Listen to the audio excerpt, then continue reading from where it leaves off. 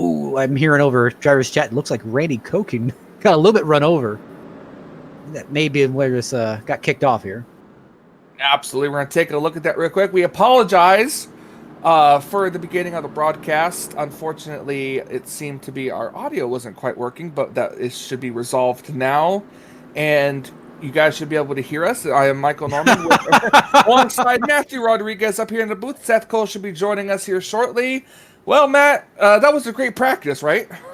Nice to know everything. I was telling you my life story, and unfortunately you didn't hear it. So obviously, kind of going back a little bit here, let's see if we can kind of speed read a little bit of what we've already done. So obviously, tires. That's a very big kind of point. Looking at the accident here, it looks like really the 24 of Michael Blanton just got a little bit too hot. It looks like into one here. I think, looks like him and Gurneri actually got into it. Looks like at the exit of 4, and then he just wasn't set up correctly for the entry of 1. Hit Blanton, hit the 7 of Jackson McLaren. At that point, they just kind of stacked up the outside wall, and people really just started piling in from behind. Yeah, and just the way you got to set up to get into these corners, you enter too low, you're going to push up, and that's kind of what happened. As you said, 24 not able to get a good entry into that corner. And so that brings out our first caution of the day right now. Blaine Atkins, still our race leader. You think we're going to see pit stops this early, or do you think we're going to see a bunch of them stay out? I mean, to be honest, they're at a limited tire set here. But later in the race, I mean, this is kind of my huge thing where these tires will start to wear out very, very, very quickly. These are bias ply tires. That right front tire is going to be taking the majority of the load here. If this being a flat track, you're going to see a lot of these guys trying to carry as much speed in the 1 and 3 as possible. But again, if you're overdriving it, you'll easily kind of overheat this right front, have chances for blowouts. And with these bias ply tires, they're just not as durable as the radials. Yeah, and it all comes down really to tire durability, as you said. And Matt, I'm not sure, just how much experience do you have driving these race cars? Well, unfortunately, I wasn't alive in 1987, but I wouldn't have as much experience as these guys, but obviously, I've been in the wall enough times to know that tire wear is quite important. Green flag back out on the racetrack. 154 laps, 153 laps to go. Blaine Atkins got a good restart. Ryan Lutz second. Jeff Green back here in third. Got a challenge coming from John Weitendorf. Here is he's able to kind of hold him off in that Harry Gant throw back there. I love these old schemes on these cars, man. It's just really brings you back to the heydays of NASCAR. Absolutely. You might want to check the Trading Paints is open. But I'm definitely looking back here. Notice Gerald Campbell. Campbell has kind of fallen off a little bit since the earlier part of his season. Kind of not had that great of a run. Nice to see him kind of back here in 6th, but it wasn't that dominant force that we were used to last season. Caution is out. Caution is out again. I'm looking to see if we can see it again. Looks like possibly the 43 of, I believe that's Jose Medina. No, that would be the 19 of Randy Koken. Looks like he got just a little bit of assistance entering 3, got a little bit loose on entry. When he started to slide down the track, ended up tapping the 75. I'm trying to see Chuck Sweeting. And once he tapped Chuck Sweeting just kind of hit the wall, and at that point, there is no saving it. I'd say once he got into 3, I mean, car was gone. And that was a hard impact to the outside wall, even for as slow as speeds as these cars are at this racetrack. That was still a really tough and hard impact on the outside. I don't know, as it's been a long time since I've actually called one of the G-Force races, if they get a fast repair or not. No, sir. No fast repairs here in the 87 series. I'm definitely looking here. The track is extremely deceptive. You can get about 110, 115 by the end of those straightaways. I don't know how much damage is on that front end. I think he can easily come back. Obviously, I think it's been publicly known that the new damage model for the 87 cars ended up getting rolled back. So we're currently on the old damage models. New damage models will be returning soon, but definitely with the new damage models, I'd expect these bigger hits to have almost less of an effect, or almost kind of a catastrophic effect. Yeah, and we're looking at the front end of his car right now. Actually, we can probably look at the back of the 43. It'll probably give us a better look here at the damage, and I can see some crumpled up front end here, and he hasn't come down pit road, I think, except to maybe get some tires. But it doesn't look that bad, so we're going to have to wait and see how that's going to affect him, as I think we're getting ready to come back to the green flag here this time around. Oh, maybe not. The pace car lights are still on. Yeah, I'm just looking throughout the field here. Definitely some interesting names here. Jeff Green. Jeff has not had the greatest of seasons, to be very blunt. Currently 14th in points. Only led 40 laps this season.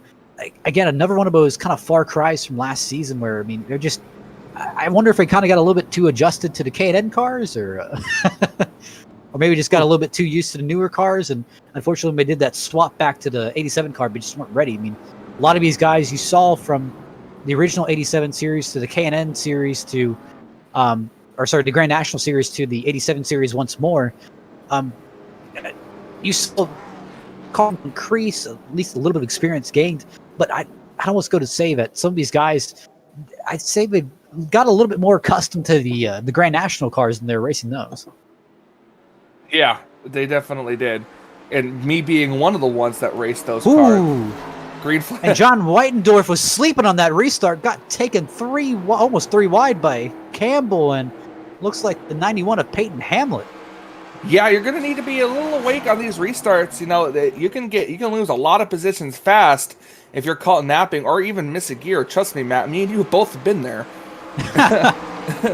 Nothing like stacking up half a Daytona field, but right now Blaine Atkins kind of running away from it. Ryan Lutz is trying to get right back on his tail again.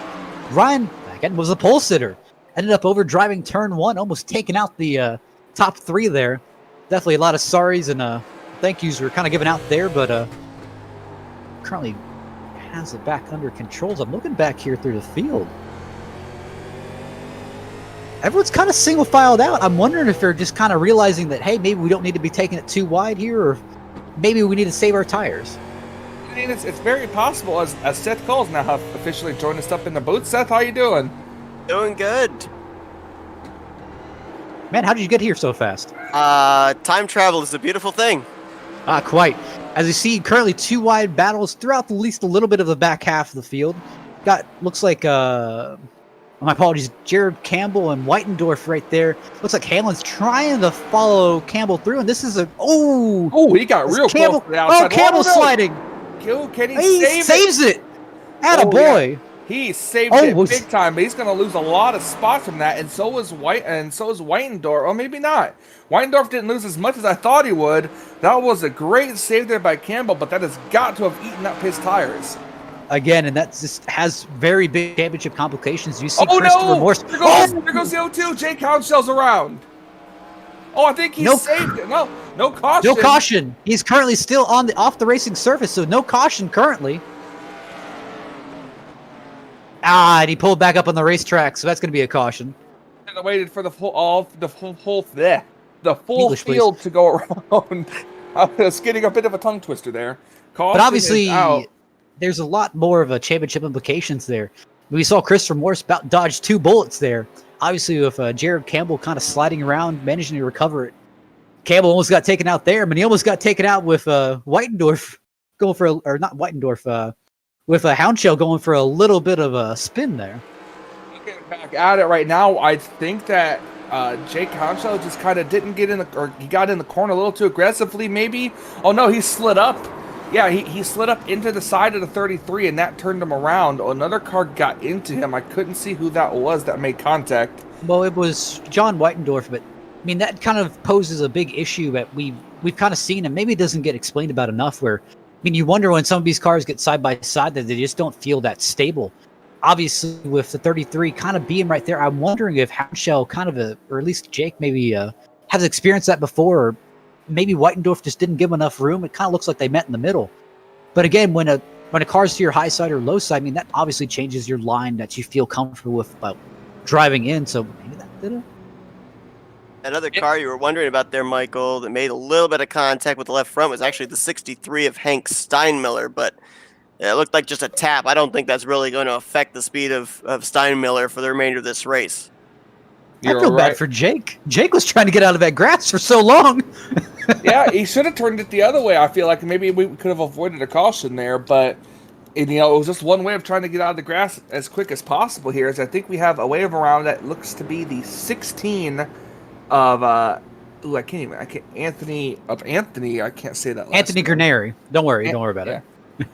Another thing too, going back to the hound shell coming out onto the racetrack and everything, that's going to be a thing that these drivers, the longer a green flag run goes on, these drivers, if they spin down to the grass, are going to have a difficulty of when to come back up onto the racetrack, because being a short track, it's going to be a moving conveyor belt of cars. So more than likely, you spin out, you're going to have oncoming traffic no matter where they are in the field.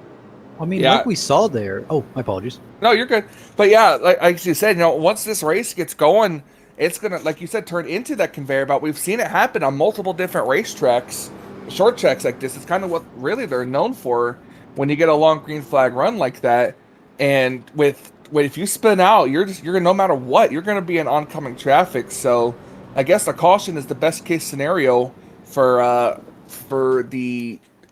Jake Houndshell, as he didn't go a lap down because of it. I mean, obviously, we kind of saw there where Jake Houndshell was trying to get out of the grass, and it almost looked like he had no traction there. So I wonder if he was trying to aim for pavement just to get it turned around.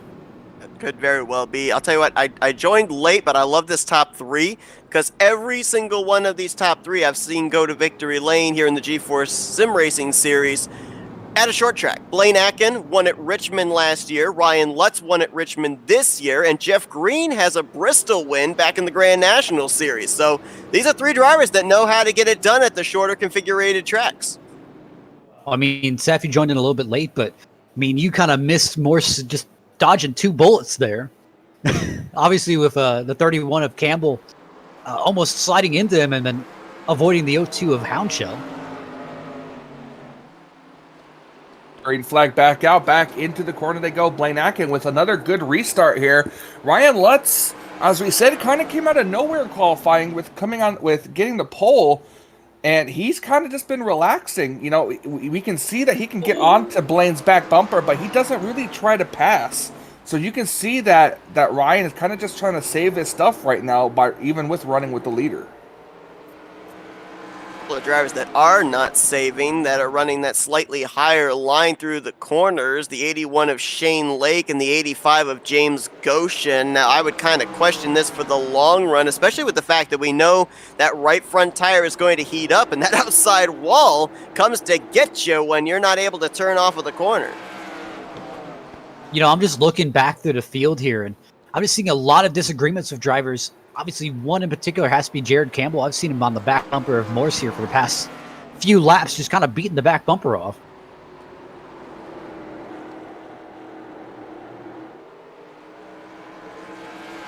Keeping an eye on him down, going off into turn 3. Look at Christopher Morse has worked his way up to the 6th position right now, with right in front of Gerald Campbell, trying to recover nicely after that earlier incident that almost took him out.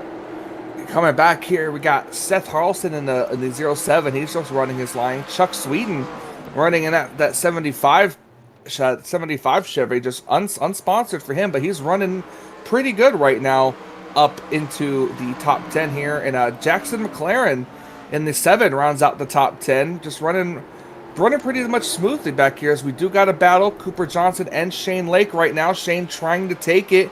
Cooper Johnson has it as he clears them. Shane getting a little loose off of turn number 2. Matt, you talked about Christopher Morse being hounded by Gerald Campbell. I think finally Morse got the message that Campbell wanted by. Morse moved up out of the way, lets the 31 pass, and then Seth Carlson said, hey, the door's open. I might go for that position, but instead he decided that he was going to tuck in line. Now he's under fire from Chuck Sweeting for the 8th position.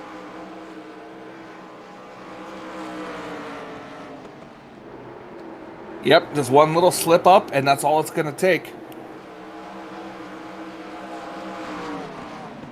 Up at the front, it's about 2 car lengths from Blaine Atkins to Ryan Lutz. And this is interesting here, because you've got Blaine Atkins, who I mentioned as a Richmond winner from Season 1, Ryan Lutz, who is a Richmond winner from Season 2, so they've both been able to prove they can get it done at the somewhat low-banked short tracks. The thing that Blaine Atkins has mentioned every single time we talk to him, especially here at these short tracks, is I got to work on tire conservation. That's where they're beating me. I use up my stuff too soon. So right now he's enjoying about little less than half a second between himself and Ryan Lutz. It'll be interesting to see if that remains the same the longer this run goes on, or if Lutz starts to get the advantage on the long green flag run. Absolutely, and a long green flag run, Seth, we're finally getting here. Blaine Atkins taking it away about a half second now, put on Ryan Lutz. I'm not too sure exactly how far these cars can go on fuel, but most of these leaders, pretty much the top 14, have not been to pit road at all. So they're still running on 37 lap old tires and 38 laps now consumed of fuel.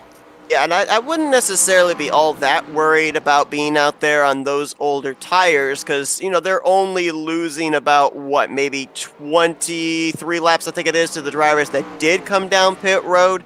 So that really doesn't translate to a whole lot when you consider it at a short track. The reason being, if you were at 1.5 miles, let's say like Texas, Charlotte, Atlanta, there's a lot of time on the throttle at that point, and fresh tires means more grip. There's a lot of off-throttle time at a track like North Wilkesboro. It's really all about throttle control and the handling of the race car. The tire grip is not necessarily going to come into play nearly as much here as it would at a bigger track. Yeah, absolutely. We still got about 120 laps to go. Blaine Atkins gonna come out of turn 4, gonna take 120 laps to go. We're gonna step aside real quick, take our first commercial break of the evening. You're not gonna miss any of the action as we're gonna go FRN side by side. Welcome, race fans. This is Paul Page, the voice of IndyCars.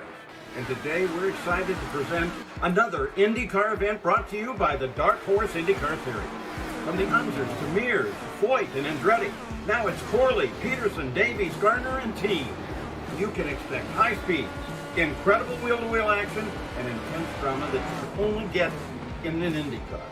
So sit back and enjoy your favorite drivers from all over the world take the track. Dark Horse IndyCar drivers, start your engine.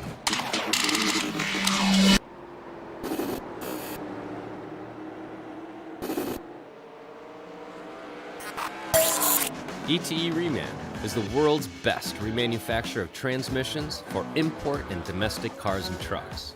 Based in Milwaukee, Wisconsin, our customers are repair shops, auto parts stores, dealerships, and distributors. And with 6 nationwide warehouses, we're where and when you need us. So when you're looking for a transmission that is like new, only better, instill confidence and install ETE Reman.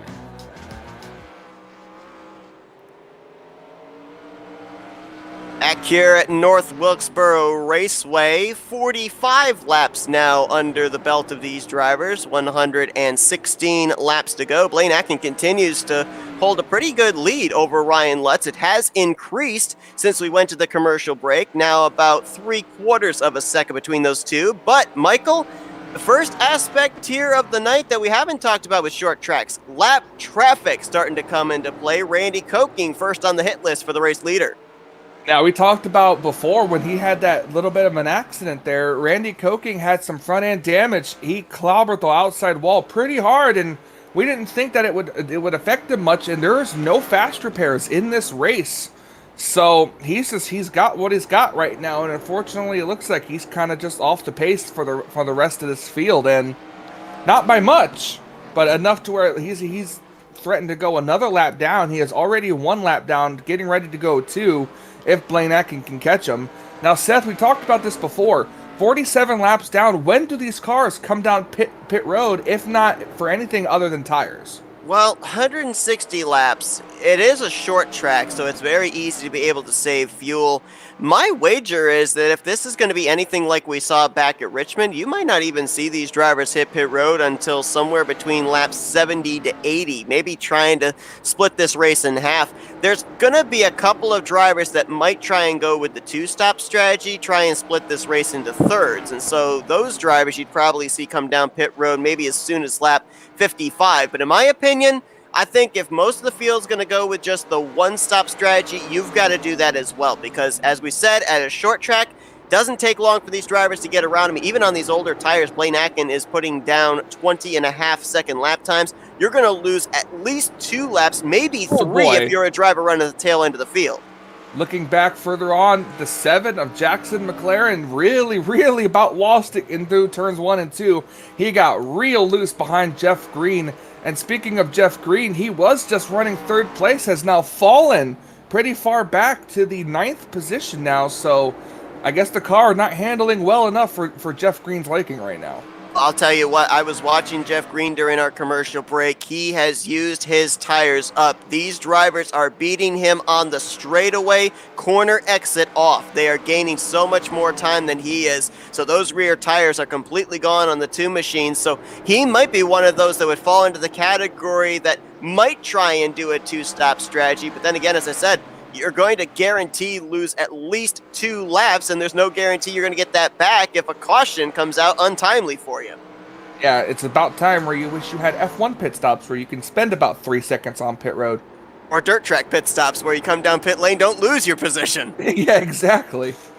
Yeah. I've been watching Ryan Lutz here. He has changed up his racing line. He and Blaine Atkins were really running about the same line on entry through the corner and on exit, but now Ryan Lutz has kind of done what we call diamonding the corner. He enters low, lets it drift up maybe a little bit above that first set of dotted white lines, and then exits low off the corner, and it's actually working for him. He has been a tick quicker the last couple of laps than Blaine Atkins, and if he can get close enough, I mean, there's a number of drivers that Atkins still has to deal with. Jose Medina in the 43, Bruce Pearson up ahead. I mean, he could use one of these slower machines as a pick to get the race lead, could Lutz. Yeah, he's getting really close to him. It's still about half a second, according to our gap here.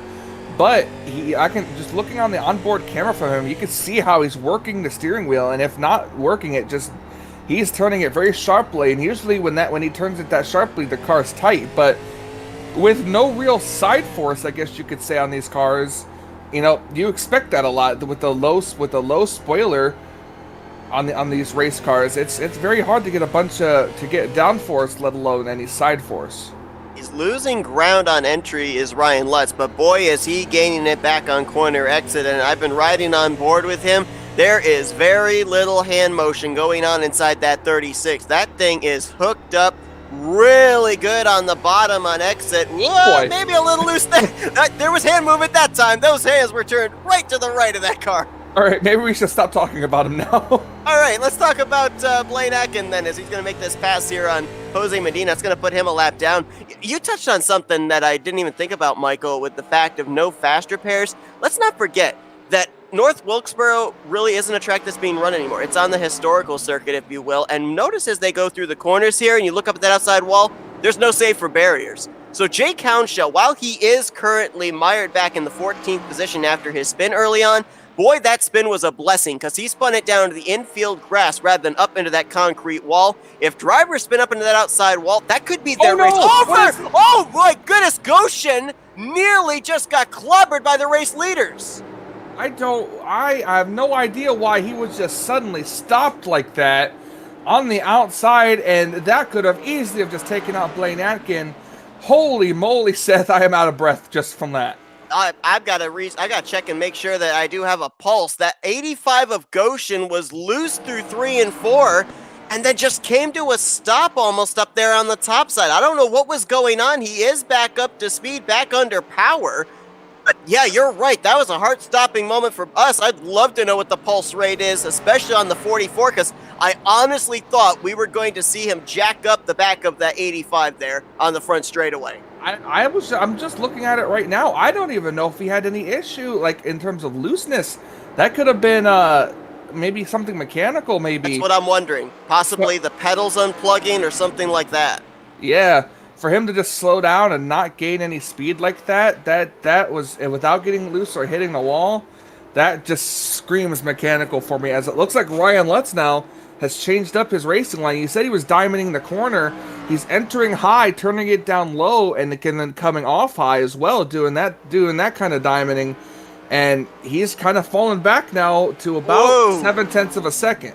I'll tell you why. He is using up those rear tires now. Remember that slide we saw him have off of turn 4? He just replicated again that last lap. So all of a sudden, that rear grip is gone on the 36 machine on corner exit. So I don't know if it was the line that he had changed up that I was referring to, the diamond in the corner that has led to this, but he definitely does not have the rear grip he needs off the corner anymore.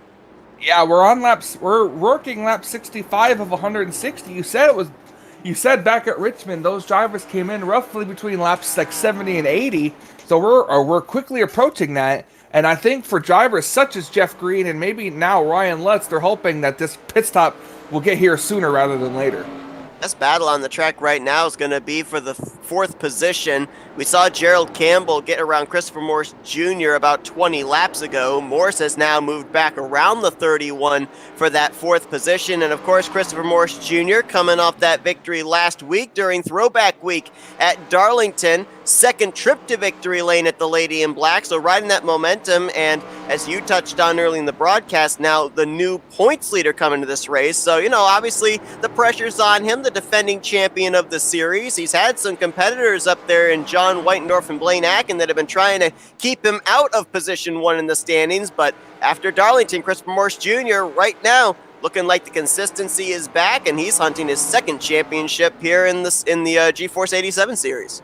So tell me, you're running 87 cars with old school schemes. How can you have a throwback race if you're already driving throwback schemes for the whole season? Yeah, I don't know. There's a number of drivers that are running throwback schemes for the entirety of the season. Lutz is in a throwback scheme. He has been all year long. Same for Morse Jr., same for John Whitendorf. So, I guess at least if you're running a throwback car for the whole season, it makes a very easy choice when you get to throwback week at Darlington. Maybe it's more like throwing forward to the current throwing forward. We have to go forward to the future. Absolutely. That didn't work. Let's try that again at some other point. Looking How back about Peyton Hamlet? Great run for the 91. Now, I'm trying to remember back. I think he was a contender at Richmond as well. So a driver that is very comfortable when it comes to the short tracks. And he might be en route to his best finish of the season if he can close this out. Still a long ways to go, but still a great run right now in the first half.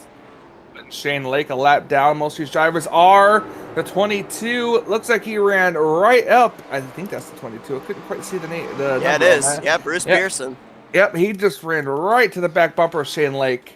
Right up there. And you see them just riding the high lane. Ain't really nowhere you can go as a lap car, but other than the high lane to kind of just get out of the way. And a lot of drivers right now are finding that same issue, trying to find a lane to be able to let drivers by. The thing they've got to make sure they do, though, is when they do run high to let the race leaders around, not to hit that outside wall. Because if there's one thing we know at the short tracks, you hit the outside wall, the instinct as a driver is to turn left to get off of that wall. And we a lot of times see drivers spin from the top down to the bottom on the straightaways, and that could end up sweeping up some lead lap machines. Blaine Atkins, our race leader, sitting 3rd in points right now. So it's looking like a good points day for Blaine if things can hold out for right now. He's led pretty much every lap of the race so far. Maybe except for 1 or 2. But, if he can get through pit stops and everything else like that and keep going, this could be Blaine's race to lose. But with Christopher Morse Jr. in 4th place, just how many points exactly can he gain if Christopher stays where he's at? I'll tell you what, I don't really think right now Blaine Atkins is worried about where his competitors in the points are right now. He just wants to get back to victory lane. This is a road to redemption this week for the 44 car. Struggled last week at Darlington and lost the points lead, lost 2nd in the standings. It was certainly a week that he wants to forget. So I think right now he's just trying to get his confidence back, and what better way to do that than divine victory lane for the 2nd time this season, which would actually tie him for most wins this year with the guy that's trying to chase him down, Ryan Lutz. Keeping an eye on Ryan Lutz right here. He's fallen almost 2.5 seconds behind our race leader right now, as this, once again, as you said, these pit stops are fast approaching, working lap 77 of 160. So I think it's safe to say these drivers all are thinking of one stop. But now the question falls of when do you make that stop? Do you split this right in half and come to pit road at lap 80, or do you think you're confident enough to run out there on 80-plus lap old tires and try and run that car almost completely out of fuel to take on a lesser fuel load? In my opinion, I'd say come to pit road at lap 80, because if you do that, you're going to spend the same amount of time putting in 2 cans of fuel into the car as you would to take the 4-tire pit stop anyways, so don't run the risk. Honestly, if I was Blaine Atkins, I think I would wait until the lap after Ryan Lutz pits if I have enough fuel to make it that far, just because then you'll at least have one lap on him, and then when you come down pit road, you still have a better shot at leading. Oh, we have a change for second place. Christopher Morse Jr. It's a battle right now for second place. Boy, Christopher Morse Jr., I don't know where he found this new gear, but he has made his way from 5th now up to 2nd in only 20 laps. So you want to know who the king of the long run is? Look no further than the 3 car, as Lutz is on pit road. Right, Lutz is working his way now down onto pit road. He's going to be the first on fresh tires. It seems like we do have a couple of cars here. I think you got Jake Houndshell. He might cycle around as the race leader because he has been to pit road already before, so he might have maybe a couple of extra laps on fuel before he has to come back down. But it looks like Ryan Lutz on pit road for quite a while. These old cars take a little bit to get the tires on, much like simulated pit stops from back in the day. He's down and away now.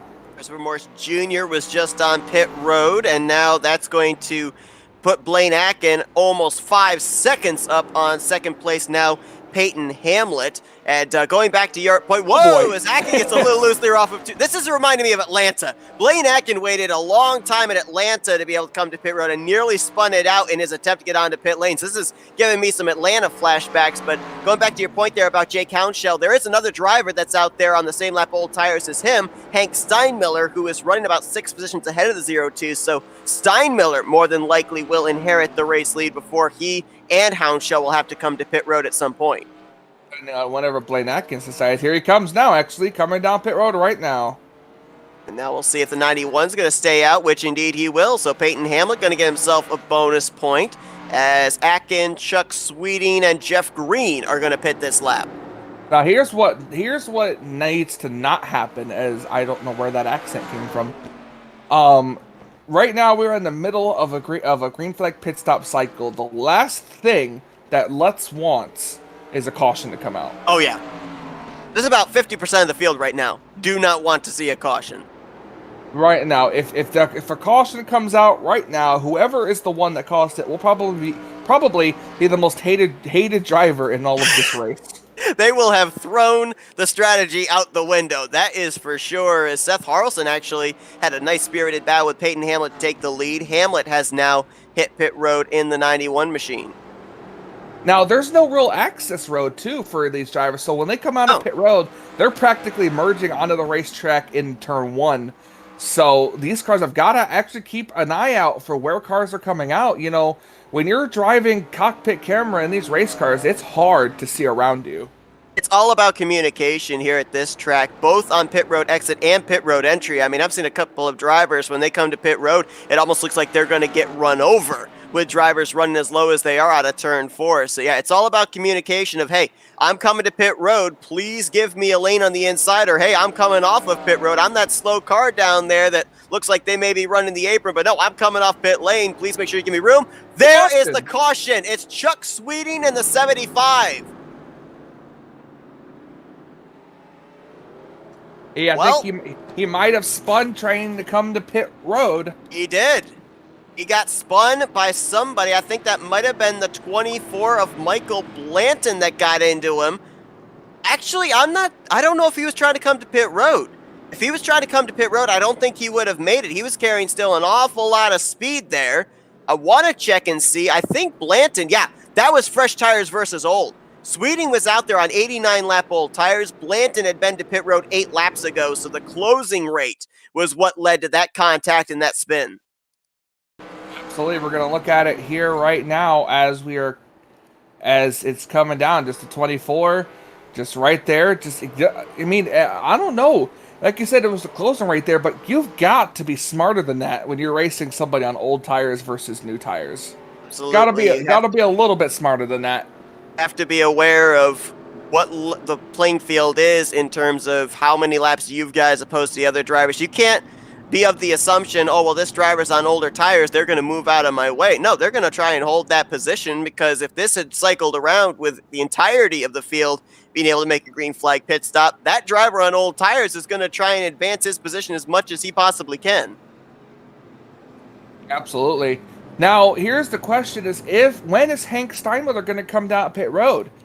Hank Steinmiller is going to be the one that's going to be the determining factor for wave arounds. If he stays out, everybody who's stuck behind him will have to go to the back and go to the back on the restart and not get the wave around. But if he comes down pit road, then that opens up these front cars to the wave around to be able to get back onto the lead lap after having just come down pit road.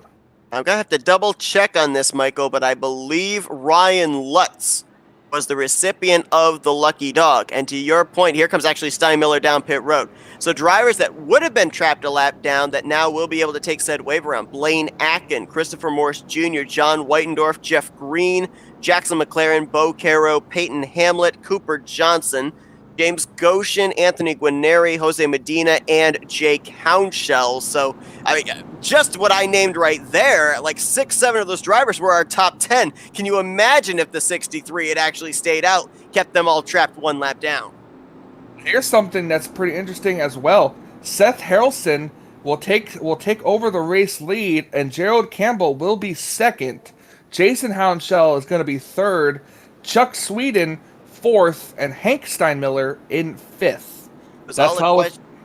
Go ahead. Yeah, it was all a question of when to come to pit road. I think that these drivers that decided to stay out as long as possible, they were the big beneficiaries. Oh, I wonder what's happening here. All the cars on the lead lap are going around, but like there was no lap. Oh, that's correct. Yes, there is a lucky dog, but there are no wave arounds. Oh no! I thought there was. Wow, this is now we've got the race within the race. We've got the battle for the lead, which is going to be between 6 drivers, and then we've got that battle for the lucky dog position should we have another caution. Oh, did they not throw the green? No, the caution came right back out. I think that might have been a admin thrown caution, because I don't think they were fully in the correct positions coming to the green flag there. It was an admin thrown caution. The top 6 had just made their way around the lap machines, and so therefore league admins throwing the caution, giving a little bit of extra opportunity to get everything squared away before we actually do officially restart this race. I think I said that Ryan Lutz was the recipient of the lucky dog. Actually, the free pass car was Jason Hounshell in the 00. So it's Harrelson, Campbell, Sweeting, Steinmiller, and Roth the top 5, and then Jason Hounshell. That's it for your lead lap cars for this restart. Now my question is, are the lights going to be off, or is this going to be treated as another caution period itself?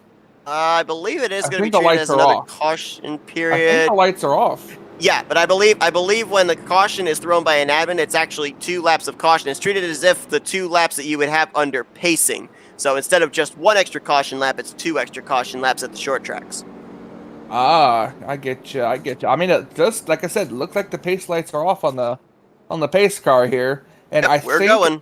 By the way, I believe we have our first DNF for the race. Randy Cooking has taken his car behind the wall as the green flag is back out. We're back underway here. Now, we talked about whoever would have brought out the caution before the cycle of pit stops came through would have been the most hated driver on the race.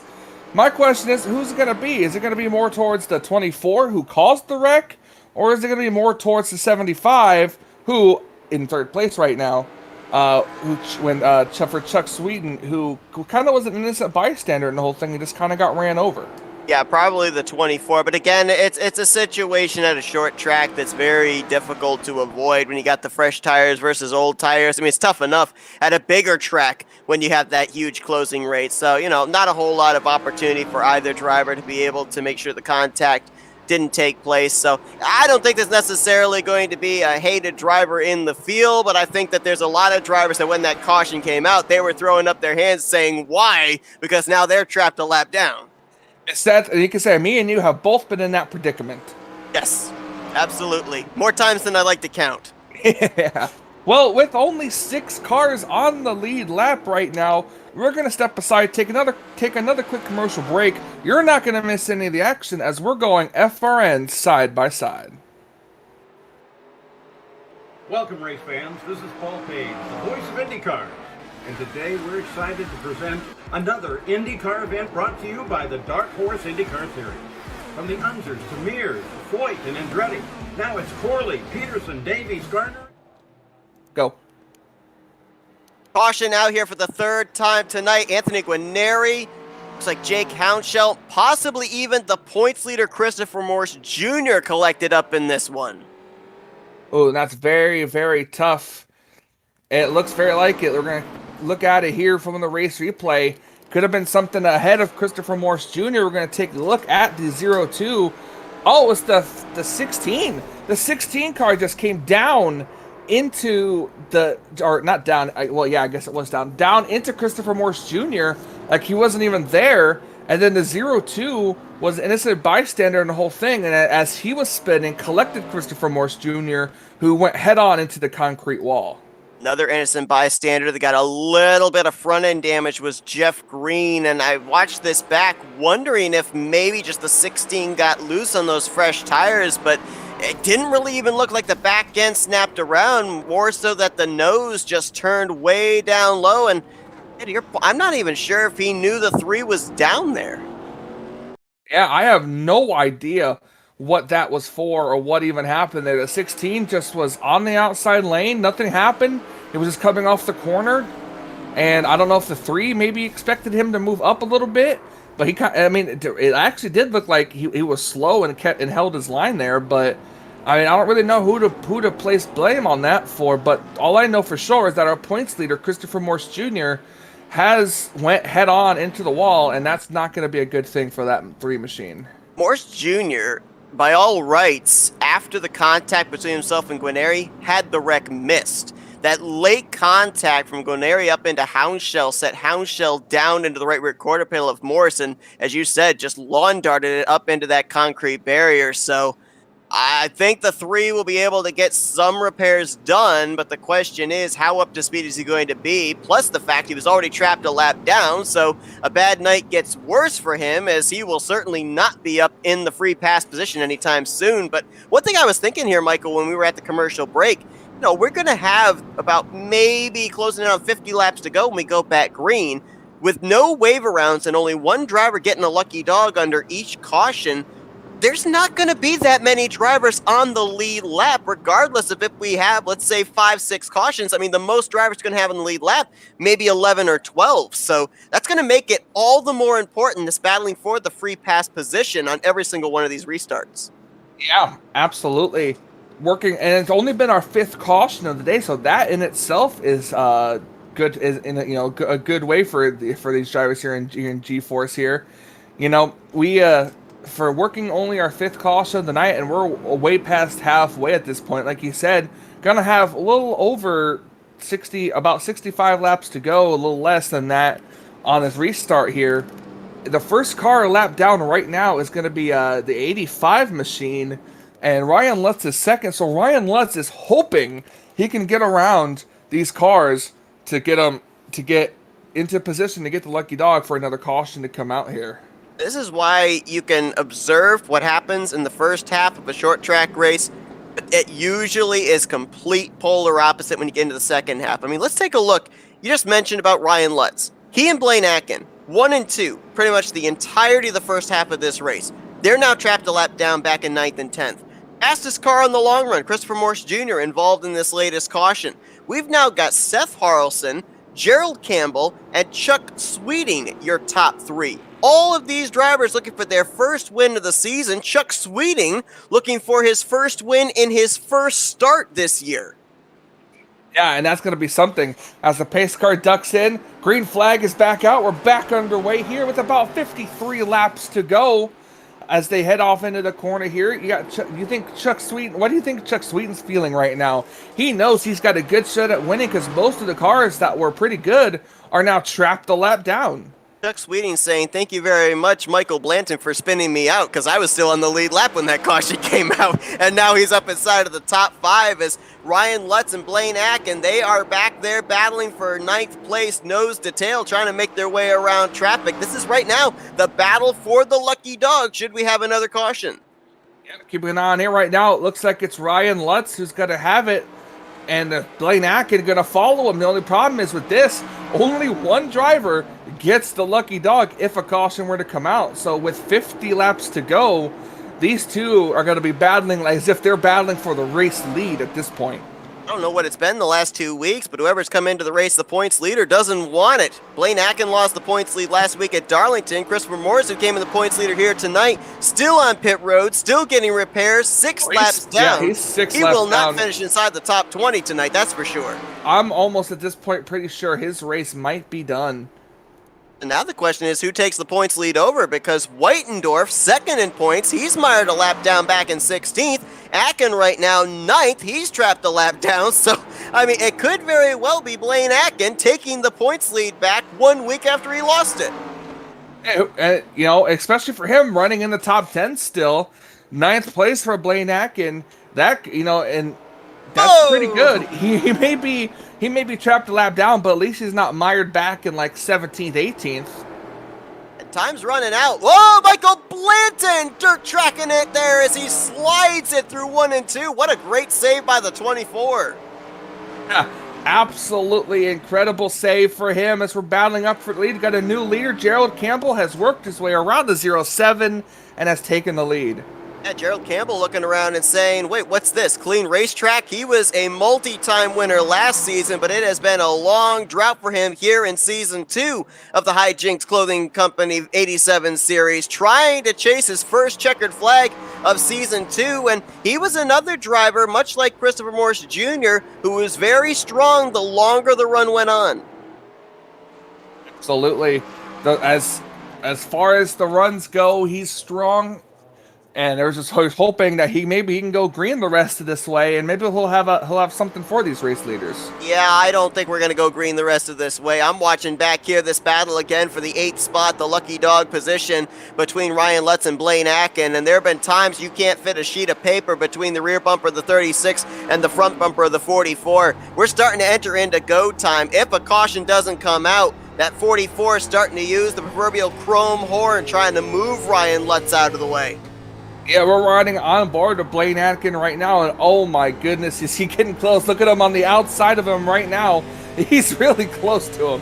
He's there too. He kept it to the right rear quarter panel, down the back straightaway, drives it deep into turn 3, gets alongside of Ryan Lutz. That's about the first time we've seen someone actually attempt to use the second line as a passing lane. Crossover, he was able to stay in front of him, but my gosh. He's you know who's behind this? Jackson McLaren saying, yeah, you guys go ahead and wreck. I'd be in line for the lucky dog. There he goes. There's the contact. Oh, he's going to spin himself. Oh, look out, oncoming traffic. Everybody scatters low and high to avoid Ryan Lutz. Now the question is here, Michael, too, because with the contact there between Lutz and Blaine Atkins, does that mean the 44 does not get the free pass? I'm not sure. We're going to have to wait and see what the call on that is going to be. I love this. Gerald Campbell's on pit road. I love this. Why not? There's only 7 cars on the lead lap. The furthest you could drop back is 7th place. So I love this call to come down pit road, take on that set of tires here with 40 laps to go. Yep, we're going to keep an eye on this here. It's just this honestly is just hard racing, you know, when we're looking at it here. It's hard racing. They're both battling for a spot. They're trying their hardest. 44 car got in there just a little too hard and ended up running right up into the back of Ryan Lutz. Lutz just holding his brakes so nobody can hit him, waiting for everyone to pass before kicking it into gear and getting back going again. And I'm not too sure what they're going to call for this either, as we have a new race leader right now, and that is James Roth. I'm not trying to say hopefully I said that right. And the 4 machine. Yeah, Gerald Campbell, as I mentioned, came down pit road the first lap. The pits were open. Seth Carlson and Hank Steinmiller elected to come down the following lap, as well as Jason Hounshell. So as you mentioned, James Roth, in the throwback scheme, we saw him run last week at Darlington, the race leader. And to answer your question about the fallout from that contact, free pass did indeed go to the 7 of Jackson McLarens. So Blaine Atkins and Ryan Lutz will still be off the lead laps. As a matter of fact, Ryan Lutz is very close to being 2 laps down, because when he got his car refired, he almost went another lap down to then race leader Gerald Campbell. Peyton Hamlet going to take over the race lead now. He's only been down to pit road once, and that's going to, we'll see if he'll come down pit road this time. If not, he's got about, what do you say, 40, a little under 40 laps to try to hold off Gerald Campbell, who just took fresh tires. Don't know if that's going to happen very successfully. Yeah, I'm really surprised that all of our lead lap cars did not come down pit road. Ryan Lutz is actually coming down pit road here. That undoubtedly would be to change tires after I'm sure he wore down his Goodyears with his spin. But in the case of Peyton Hamlet, I'm really surprised he elected to actually stay out for track position, because got strong cars behind him, and Gerald Campbell, Chuck Sweeting, and Seth Carlson. Campbell and Harlson have actually taken some turns out in front here today, and that fresh rubber behind, that 91 is going to be a sitting duck. Wait and see if they're actually going to go green this time. Cars still trying to pass the lapped machines here, going to get into their right positions. We'll see if Peyton Hamlet can hold them off. Campbell just came down, had a strong race car. Pace car ducks in, and we'll see. Green flag's back out, and Peyton gets a heck of a jump here. Certainly does. He's going to have about 2 car lengths back to Gerald Campbell. Question now for Campbell is, how patient can you be? Because if this final 35 laps is littered with cautions, you're going to want to be the one on these restarts leading them to green. I guess there's no patience. That answered my question. Yeah, that's answered your own question there. Old tires versus new tires. And there's going to be no contest here. Now the question, can Chuck Sweeting get around him? It looks like he is. Now can Chuck Sweeting hold on and stay in the back bumper of Gerald Campbell? Well, he's trying to first see if he can get himself clear of the 91. Seth Carlson right there as well. So it looks like it's going to be 3 drivers maybe to settle this thing out. Keep an eye on that 63 of Hank Steinmiller back there as well. He's had pretty good, consistent long-run pace. So if he can get around the 91, we could have 4 drivers you could throw a blanket over trying to win this race. Oh, yeah, absolutely. And not only that, these cars behind them still real passing. Their first car lap down right now is Jeff Green in the 2 machine. So we're going to have to see if another quick caution comes out, can put Jeff Green back on the lead lap, and just what's going to happen with him.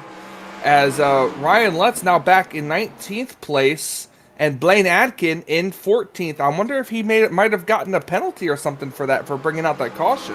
Well, he certainly didn't get the lucky dog. We know that much, did Blaine Atkins. I think he came down. No, he didn't come down pit road, so you're right. I think he might have gotten an EOL penalty there. And Ryan Lutz, with coming down pit road, did indeed fall -2 to the race leaders back in that 19th spot. So very tough break for second points, Blaine Atkins, even though he's in 15th place. He was just running in the top 10, so very tough break for even second points now.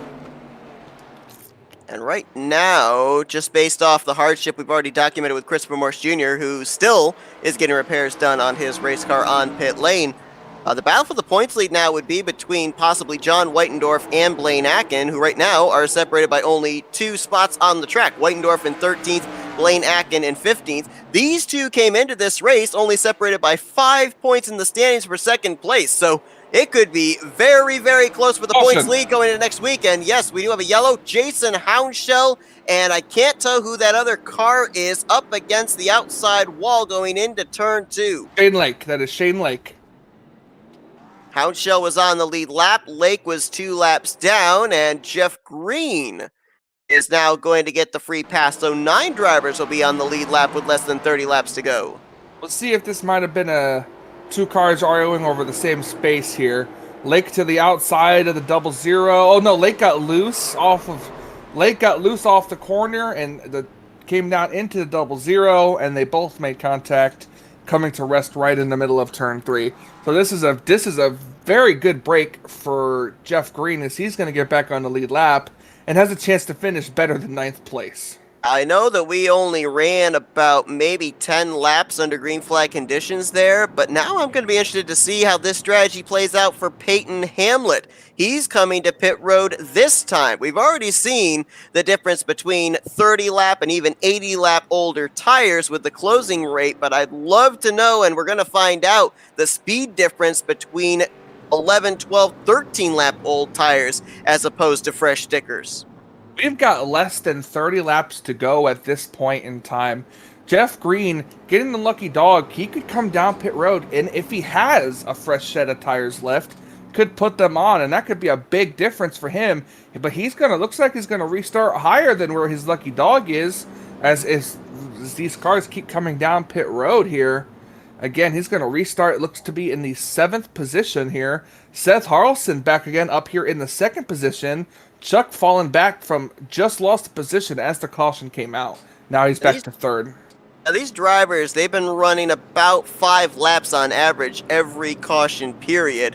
When we go back green, we're going to be somewhere in the vicinity of 25 laps to go. So let's assume that we're going to have cautions for the remainder of this race. Let's say we don't get another green flag lap in. That means that only at a maximum 5 more drivers will get back on the lead lap. That means that we're only going to have, at most, 14 drivers on the lead lap at the conclusion of this race. And I certainly don't expect that's going to be the case. I think we're going to get some green flag laps in. So, right now, projected, we're going to have maybe 11, 12 drivers on the lead lap when we end up concluding this race. So everybody that was able to either stay on the lead lap when that caution came out, or drivers that have been able to get the lucky dog at this point, could very well be looking for top 10s to finish out today's event. Absolutely. And I think it's safe to say officially, even though he hasn't on the racetrack, we can officially say that Christopher Morse Jr. has at least climbed out of his race car, even though he might not have taken it behind the wall, as he is 30 laps down and just staying on pit road. 26 laps behind the next highest running driver, and it's going to be 25 laps to go when we go back green. So no chance for Christopher Morse to advance higher than 22nd here tonight. So it's a tough break for our points leader. Green flag is back out. Seth Carlson right on the back bumper of Gerald Campbell, waiting for him, trying to time that restart out, and Gerald Campbell didn't get that good of a start here. Seth was able to stay right on his back bumper. Yeah, he got a good start, but Harleston got as good a start as he did. That was the thing for Gerald Campbell. He did not fool that 0-7, and, we talked about the sense of urgency for Gerald Campbell. I mean, what's the sense of urgency right now for Seth Carlson? Does he maybe try and make a move now, just in case we go green to the end, or does he just at least keep the 31 within striking distance? I would say go now, because the 63 of Hank Steinmiller, he is in go mode. He's looking for 3rd place on Chuck Sweeting. Yep, see him back there, Chuck Sweeting. We got a spinner off of 4. That's Blaine Atkins in the 44. Oh, a bad day gets worse for the 44 machine of Blaine Atkins. Gonna lose more spots now, back to the 16th position, when he has a shot to gain, at least back up into the top 10 if he can.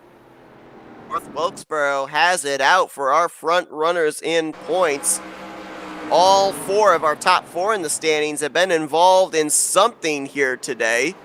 We had Jake Counshell with a spin, Blaine Atkins, of course, that contact between himself and Lutz, and now this spin, Whitendorf, he's got himself trapped a lap down in 12th, and Christopher Morse Jr. have already documented his issues here. Is now Anthony Guarneri will get the lucky dog. That looked like our pole sitter might have had a bit of help on that when the 44 machine just turns him around into the corner. It wasn't even his fault. Just he got ran over from behind.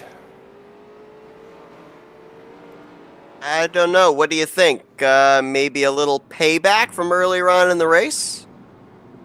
Yeah. Short tracks breed short tempers. Yeah, they do. We'll have to wait and see what the officials call on that one. But sorry about that, ladies and gentlemen.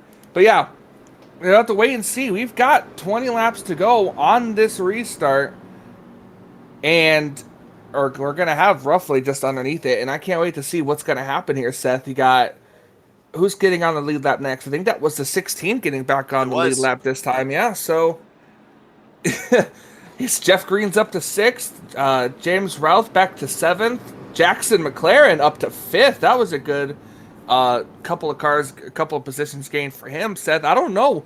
We still got 20 laps to go. That's still, in a way, a long way away in terms of tires. I don't know this is gonna be unpredictable for this finish. Yeah, and with it being unpredictable, guess what I'm going to do? I'm going to work the calculator and probably have to throw it out the window when this race is over. But Gerald Campbell, Okay, Larry Mack. fifth in the point stands, 100 points back. Let's remind everybody, they do not use the current NASCAR system, 1 point per position. They use the classic, where it actually will go down by intervals of 10, then down to 5, then down to 4, then down to 3 as you go further down the running order. And Gerald Campbell came into this race 100 points behind Christopher Morse Jr. Well, the top 4 in points, as I mentioned, have all had issues here tonight. The highest run in the top 4 is John Whitendorf, 1 lap down in 12th place. If Campbell wins here tonight, I don't think he could take the points lead, but he'll certainly be in the conversation when we get to next week's race. Absolutely, and the less time this comes down, the better. The more laps that come off the clock here, it will be better. As I think we're coming to green flag. Look at Seth on this back bumper again, making him think about when you're gonna go there, Campbell. And Harrelson stuck with him yet again. Yep, wasn't that big. We're going to have a battle for third place here. Here comes Peyton Hamlet again. We talked about him having a good restart from before picking up spots. Here he is now trying to pick up third place, and he's not backing down. He's got the freshest tires inside of the top 5, and you saw him go to work with those fresh Goodyears, getting around Chuck Sweeting, no contest. Harrelson's on the back bumper of Campbell. Now Hamlet with the fresh tires. He's got to pick a lane. Whoa, Harrelson loose. Oh, that's not going to be good. He's going to get underneath them there. That's going to send Harrelson high. Now Gerald's got to be. Ooh, boy. Whoa! Hang on to her, Peyton. Yep, and this could be what Gerald Campbell wants to see. The more he gets loose, the more he's wearing out those tires. 16 laps to go. Oh my gosh, they're sideways all over. And we thought Daytona was bad with these cars getting sideways in the corners. My goodness, they are battling tooth and nail around the 6th position, 7th position. That's where you actually find some lap machines as well. Ryan Lutz in the vicinity, Jason Hounshell, John Whitendorf, all battling. This is not for position for any of those drivers. One's on the lead lap, one's a lap down, one's 2 laps down, but they all find themselves in the same neighborhood. Peyton's got to be careful. He's been hitting the grass, and going down. That's what's getting him so loose. So he's got to be careful how much he dives it into these corners and where he sticks his nose at, because when you hit that grass, your car hops, and that's what gets him really loose here. Now he's got to try to dive in the corner. You see him, he's sending it off into these corners, as here comes Hank Steinmiller taking third place now. Yeah, up until a couple laps ago, Peyton Hamlet was the highest in the top 5 with fresh tires. He's going to get into the back of Campbell, but now Steinmiller on only 8-lap old tires. He's going to go for second place. He's got the freshest tires of the top 3. He's going to try, and look at Campbell, couldn't get off the corner very well. That brings them all up to him now. Can Steinmiller win this race? I think he could. He's definitely got a much faster car. Oh, no. Peyton Hamlet hooks him around. Harrelson gets a piece. Caution has got to fly. There it is. Oh, that is a heartbreak for Hank Steinmiller with only a handful of laps left to go. Seth Carlson and Peyton Hamlet get through the wreck for second and third. There was actually a bit of bumper-to-bumper contact there, front bumper to rear bumper, so we're not sure if that is going to cause any damage and slow any of these other cars down. But now we're going to be under 10 laps to go in this restart, Seth. We thought the last restart was going to be hectic. Wait for this one.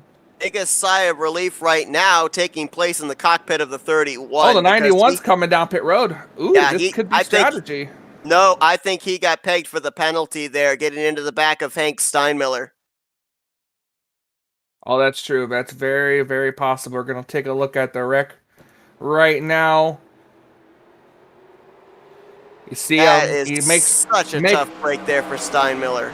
I don't think it was definitely not on purpose. It was just racing, and I don't think that the 91 expected him to slow down all that much. Well, they were really stacked up behind Campbell with those older tires.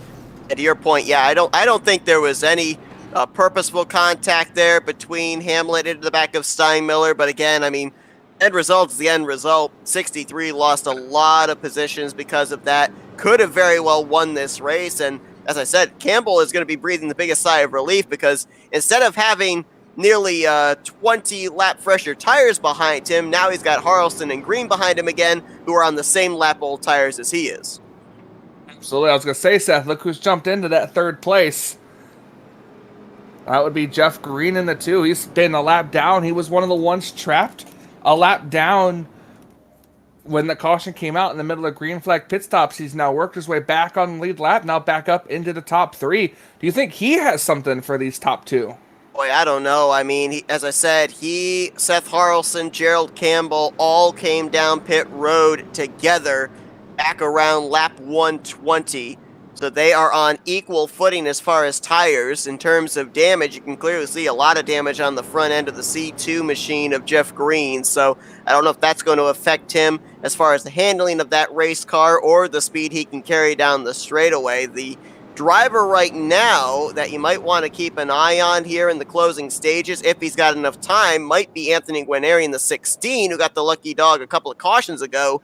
He's on 12-lap old tires, but he's back in the 5th position. And just to update, Daytona winner Cooper Johnson got the lucky dog under this yellow flag. So 11 drivers will be on the lead lap with a restart of less than 10 to go. I think our pole sitter, Ryan Lutz, may have taken his car behind the wall. He did. 20th position, well, maybe 21st is where Lutz is going to finish. It'll be 21st because the 24 is still out on the racetrack, and this time by should take that position away from him. As I think we are coming back to green flag racing with 6 laps to go. Should be interesting. Let's bear in mind that these drivers do have one green-white checkered at their disposal should they need it. We'll see if they can complete these final 6 laps under green.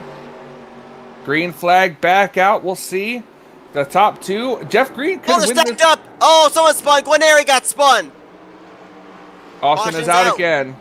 This could be that green-white checkered attempt right here. They just stacked up from 5th place on back by about 4 or 5 cars. I think it was possibly the 4 of James Roth that got into the back of Guarneri, and Guarneri tried everything he could do to save it. Almost didn't really completely spin it around. Seth Carlson actually spun afterwards as well, but caution had to be thrown, and so now Bo Caro in the 42 going back on the lead lap here. 12 drivers on the lead lap. Accidental contact to me, that just looks like somebody who slowed up more than somebody else, or maybe somebody just missed their braking point by just that little bit. So, and that's very, very tough call to do. And with it being stacked up like that, I could almost blame the restart because they were really stacked up on the restart.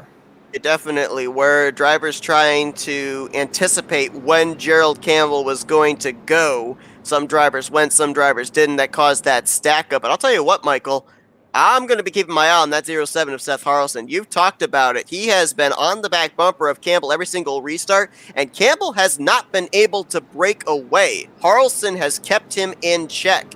If we indeed have this green-white checkered, there is no doubt in my mind if he is close enough that it will be Carlson using the bumper to move Campbell out of the way, and I was incorrect. I thought Bo Caro was the lucky dog driver. Actually, it's going to be James Goshen who gave us that heart-stopping moment on the front straightaway back in the first half. He'll be the lucky dog, and we'll restart 12th. Yeah, and that's going to be exciting here. I can't wait to see this as they're going to come down this time. We will see the race get extended by at least 1 lap as they would get ready for a green-white checkered. Now, if anything happens during this green-white checkered, the race will end under caution. This has been incredible this season here, Michael. We've seen one driver go to victory lane twice in Ryan Lutz. But then you look at some of the other drivers we've had here this season, the guys that we would expect to go to victory lane, and Christopher Morse Jr. and Blaine Atkins. We had that surprise winning Cooper Johnson victory back at Daytona. But if you look right now inside of our top 10, 9 of our top 10 are searching for their first victory this season. Yeah, 9 of our top 10. That's going to be that. So obviously we know we're going to get a first-time winner here. So that's always fun to know. Yeah, absolutely. Well, let's remember back to Daytona, where Cooper Johnson actually wrecked over in turn 3 and then passed everybody afterwards to win the race. We could have something like that happen here. He's restarting 10th, so never say never. Well, I don't want to pick anybody because I feel like that's going to bring the commentators curious since you were just talking about the 16 car and then he ended up getting wrecked. So, so I guess that kind of outdoes the one that you had in the dirt race earlier today where you called it right. Yeah. You said you weren't going to do that a second time, but you did, and now look what actually, happened. let's get this correct. Matt called the correct driver. I didn't pick anybody. Mm-hmm. I think the pace car lights are off. We're going to go green flag. It's going to be 2 laps to go. Jeff Green hanging back a little bit. And it's Campbell went this time, and he went pretty good. Seth Carlson falling back just that little bit.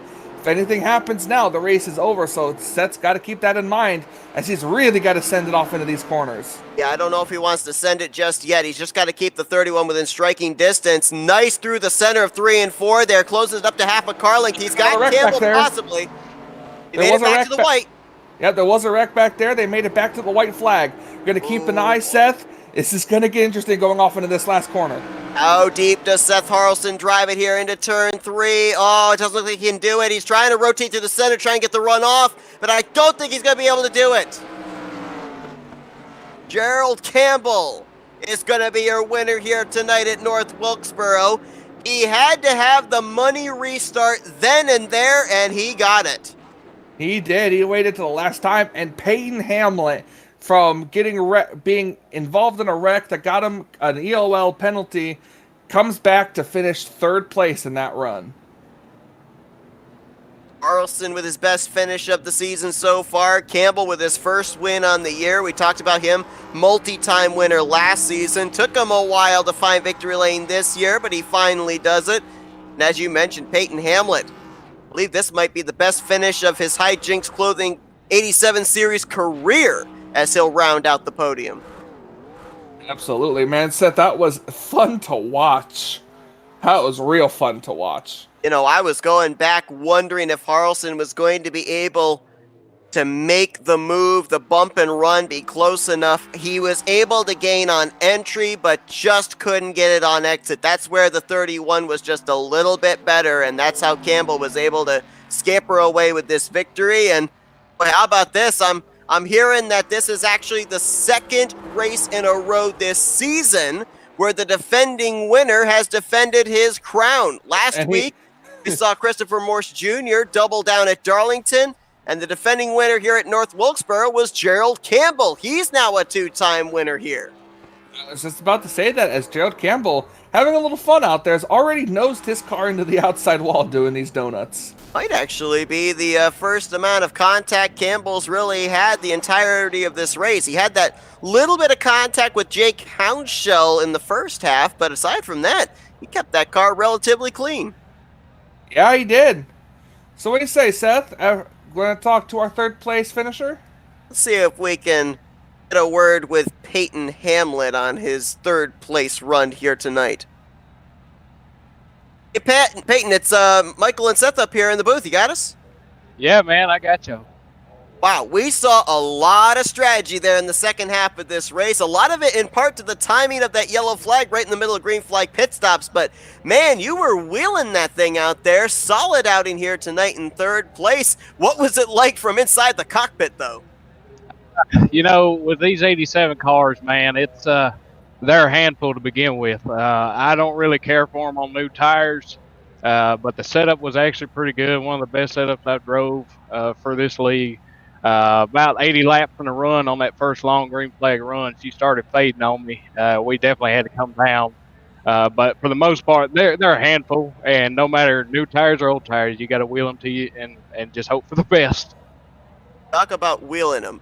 I mean, we saw you guys out there on 80-plus laps on those tires. I mean, even our race leaders were slipping and sliding coming off of turn 4. You were one of a handful of drivers that elected to stay out the longest possible. What was the strategy there? Were you planning on maybe a caution coming out, saving you guys and kind of gaining your track position that way? Or were you thinking save those tires and have the freshest tires at the end of the race? Yeah, that was the latter was kind of our strategy, you know, just kind of hang out as long as we could. I knew these 87 cars, or I know them pretty well. I know they're going to eat the tires off. You know, we took the first set after lap 85 or whatever when that first, you know, big deal caution come out. Then we took another 4 with like on 130 or lap 130, and then the last caution when me and Steinmiller got into it, we come down and took rights, and that was a gamble, but it paid off for sure. And talk to us. It was crazy out there. The whole green flag run there when the caution came out. Were you just kind of breathing a sigh of relief when you saw that there was only going to be like 4 or 5 cars on the lead lap? Oh yeah, I mean, like I said, it's hard to hang on to these cars no matter what, and the less guys you got on the lead lap, the less you got to worry about. So when that one caution came out, and there wasn't a whole lot of us on the lead lap, I was at a steady heart rate. I was calm, but it was a good chance for us to show what we could really do tonight. Well, Peyton, congratulations on a tremendous performance here tonight. We've been watching you slowly work your way up there in the point standings. Your best performance so far this season. I believe, actually, if we look back to last year, too, it is actually your best finish overall here in the 87 series. So congratulations on that. And now we're going to give you the opportunity for some thank you sponsors and shout-outs. I just like to thank all the folks back at String Bean Enterprises. That's our deal. Kind of a thing I run, a lot of guys over there, especially one of my main guys, Stephen Chun, he really helps us out a lot. And he's a great young kid. And he helps me out quite a bit. Like I said, the folks at String Bean Enterprises, my mom and my dad, they pushed me, or didn't push me, but they, let me do this racing thing. I've driven anything from late model stock cars to iRacing. So, yeah, I've got the bug, and I can't complain about it. It's a good bug to have. So, that's about all I've got for y'all. That's Peyton Hamlet. 3rd place here tonight at North Wilkesboro. Great run there, Peyton. Congratulations. And, man, you seem to be good at the short track, so we look forward to seeing what you do next week at Nashville. Oh, yeah. Nashville's my home track. Got a lot of laps around there in real life and on the sim. So, I'm hoping for a good finish, Thank y'all, guys. Well, best of luck there to Peyton Hamlet. Let's see if we can get 2nd place finisher Seth Carlson. Hey, Seth, it's Michael and Seth up here in the FRM booth. You got us? Yes, sir. Man, oh man, you were all over the back bumper of that 31 on those last couple of restarts. It looked like maybe on that last one you let him get just a little bit ahead, but man, what little more did you need to get to his back bumper on that final lap? We really needed a little bit longer of a run. Once my tires got back up to pressure, I think I had the better car. But we were also looking in the rearview mirror. We had those fresh tires eating up time on us. So I think I just need a little bit longer run, and I would have had them.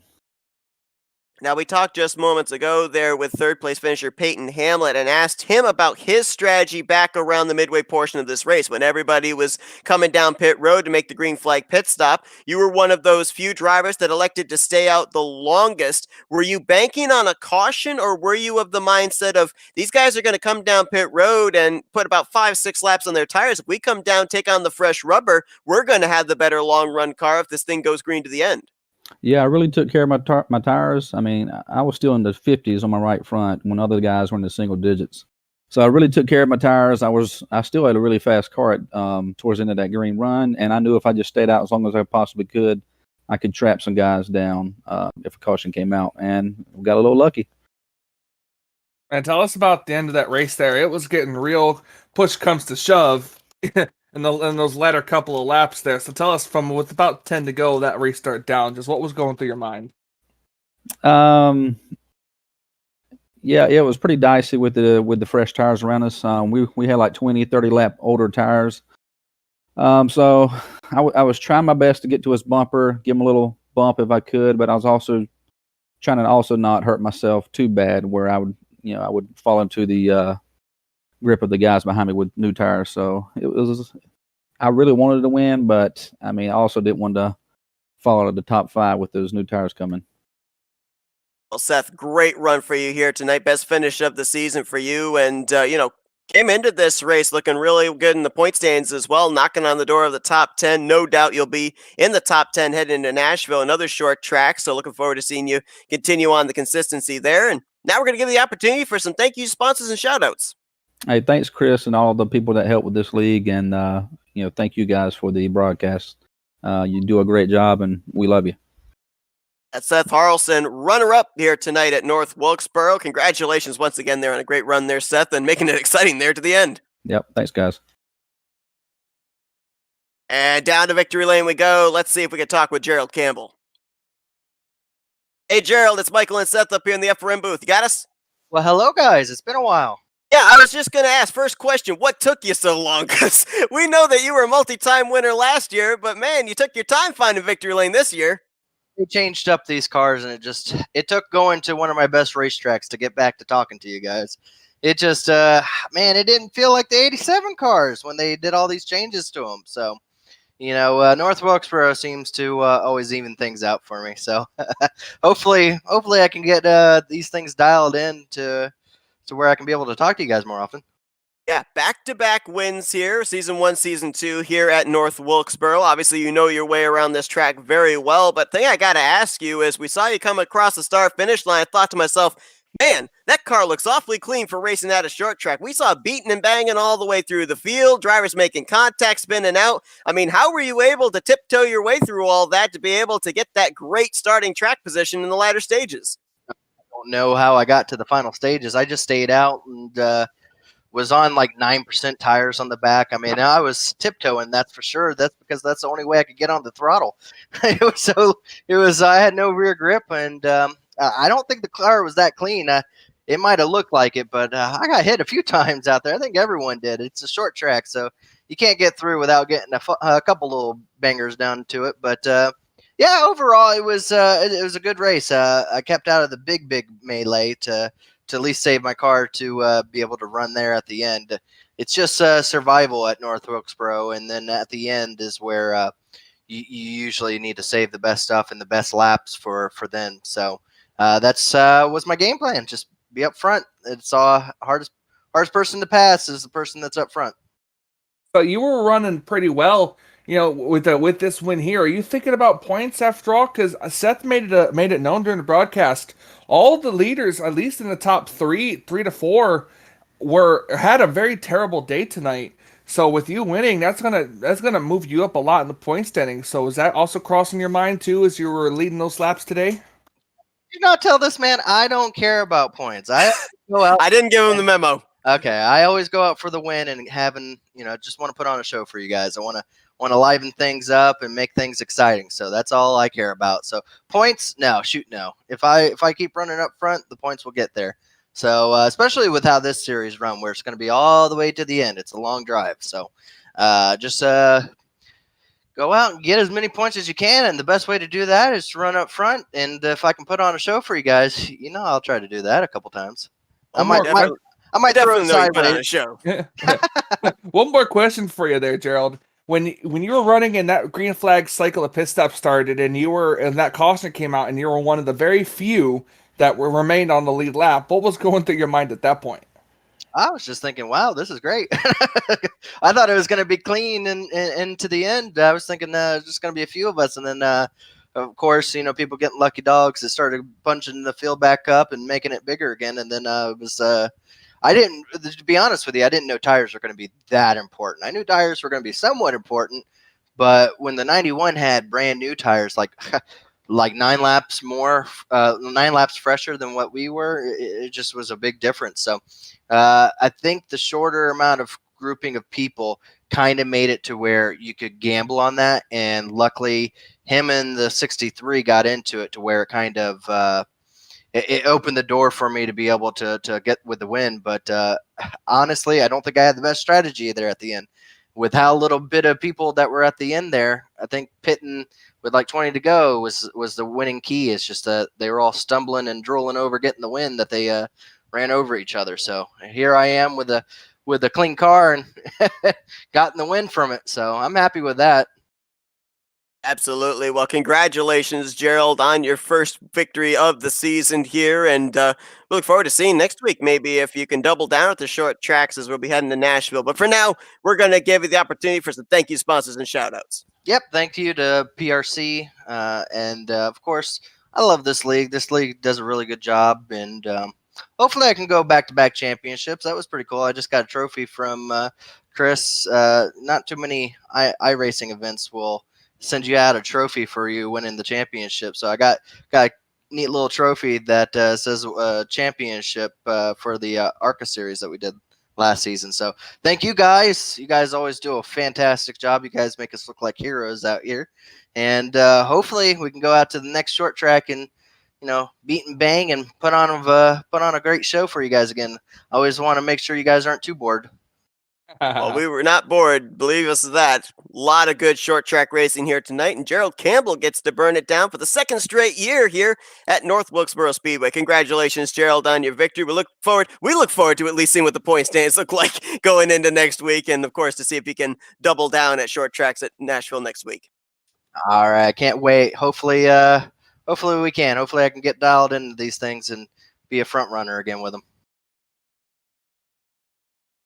And I want to give just a little thank you here as well to League Admin Christopher Morse Jr. hitting me with some more statistics. I mentioned the fact that last week at Darlington, Christopher Morse Jr. won his second race there at the Lady in Black. Here tonight, Gerald Campbell doubling down at North Wilkesboro. And actually, earlier on this season, we end up having Blaine Atkins go to victory lane at Rockingham, where he was the defending winner. So far, Michael, we've had back-to-back winners in 3 of the races so far. Absolutely, and that's incredible. When you get to one of your favorite tracks here, it gives you more confidence, and a lot of these drivers are able to back it up with back-to-back wins at the same tracks in just different seasons. I could tell you that next week we will not have our 4th back-to-back winner, as Nashville was actually the season opener back in season 1. Jacob Putman went to victory lane, and he has yet to make an appearance here in the series this year. So more than likely we will have a different winner burning it down when we get to the Nashville night race next week. But Michael, what a great race here tonight at North Wilkesboro, though. I mean, normally when we talk about short tracks, we expect, beating and banging. We expect the front bumper to be used. Don't normally expect a caution to pretty much play the factor of who is going to win this race and who isn't, because we had, 5-6 drivers on the lead lap when that caution came out the midway point. It all came down then to keeping track position and getting lucky dogs. Yeah, it really did. And then, we had what seemed to be, it looked like it was going to be riot between Lutz and Akin for sure in this race until that caution came out that trapped them all a lap down. I guess you can call it a commentator's curse, Seth, because we did talk about it shortly before it happened. Yeah, well, you talked about it, but we won't dwell on that. It is going to be interesting as far as the point stands going into Nashville as well. With Gerald Campbell winning this race, where are the other top 4 in the point stands? Blaine Atkins finished off the lead lap in 13th place. John Whitendorf off the lead lap in 15th place. Jake Hounshell 2 laps down in 17th, and Christopher Morse Jr. out of the race in 22nd. So if there was ever a race that's going to shuffle up the points and could set the tone for the remainder of this season as to who's going to be the champion, it could be here tonight at North Wilkesboro. Absolutely. Well, that is going to conclude our coverage here tonight from this historical racetrack. Thank you to everybody for tuning in here tonight. We hope you guys enjoyed our coverage. Michael, I appreciate getting the show started. Sorry I came in late, but man, that was a heck of a race to watch here down to the end. Hey, better late than never. And you got here just the most exciting part. We also got to thank Matthew Rodriguez for being up here in the booth with us for the time being until you were able to get here. Always great to have him in the booth, too. He definitely knows how to make commentating more enjoyable. And it was definitely fun here at North Wilkesboro. It was fun to watch and call. I'm excited and can't wait for the next one. Absolutely. Gerald Campbell is the winner here tonight in the Save the Speedway 160 at North Wilkesboro. Next Tuesday night, these drivers will take to the night race at Nashville for the All-American 200. Green flag will fly at 9 p.m. Eastern Standard Time. For Matthew Rodriguez, Michael Norman, I'm Seth Cole. Enjoy the rest of your Tuesday evening as you've been watching another broadcast courtesy of the Flatout Racing Network. This broadcast is the copyrighted work of Flatout Racing Network and may not be rebroadcast, retranslated, or used in any form without the express written consent of Flatout Racing Network and iRacing.com Motorsports Simulations. Flatout Racing Network would like to thank you for your support, and we hope you enjoyed tonight's broadcast.